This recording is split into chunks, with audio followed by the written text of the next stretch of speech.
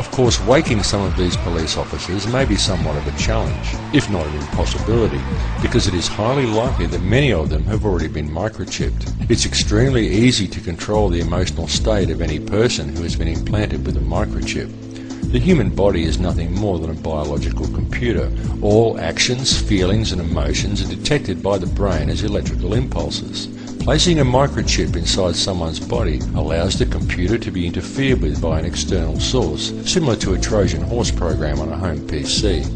No intelligent or thinking individual should ever allow themselves to be microchipped, no matter how convenient it is made to appear to entice you.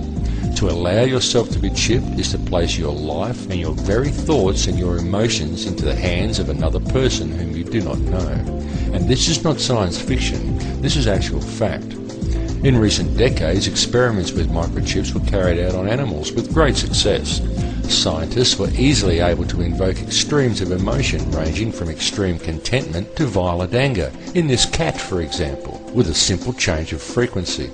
This technology to control emotions does exist. It is not some fantasy, and it is very likely that it is due to such technology that we are recently witnessing such wanton aggression from police officers, whose actual job it is to protect and serve, rather than to harass and intimidate such as they appear to be concentrating on now. It must be clearly understood that there are only two emotions, love and fear. All other emotions stem from these two base emotions.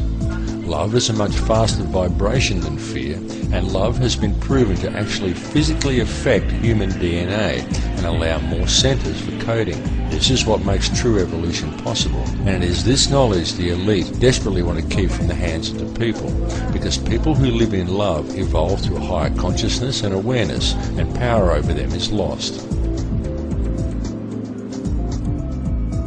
So the 64 possibilities of codes that we call the human genetic code, and of these 64 possibilities, it appears that only 20 of these codes are turned on right now for us, the 20 amino acids. Well, researchers have been able to show us, and this is a pretty amazing thing to say.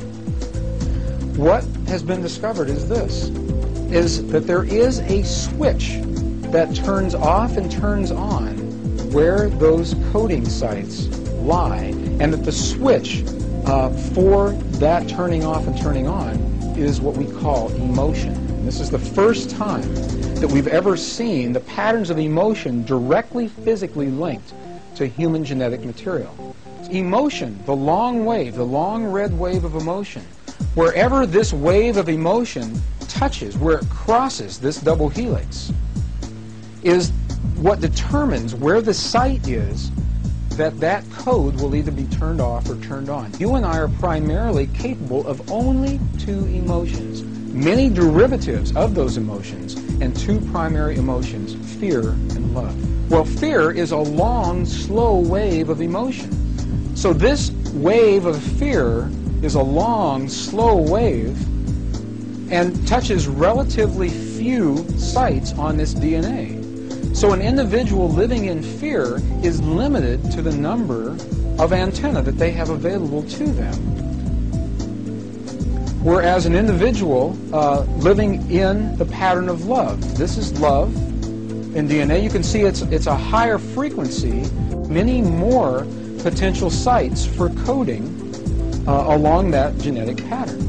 This information, this is amazing. This is the first time we've ever had a hard digital link between emotion and genetics. And what we're saying is this, that the way you interpret and perceive emotion in your lives directly, linearly affects and determines how your body responds genetically.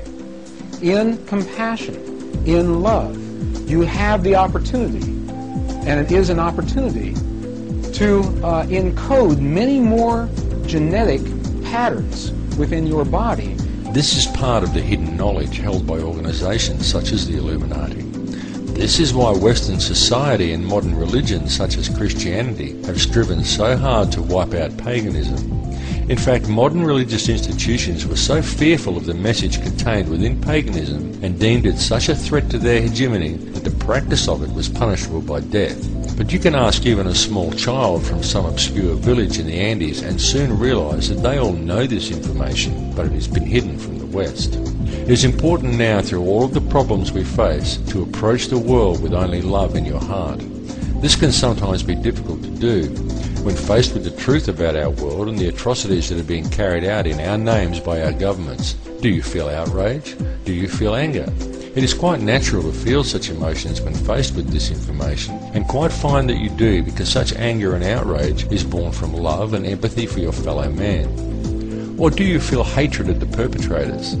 Hatred is a very bad thing, and though it is hard, you must not allow yourself to fall into such a trap. Hatred is a very negative emotion, and negativity can only ever produce more negativity.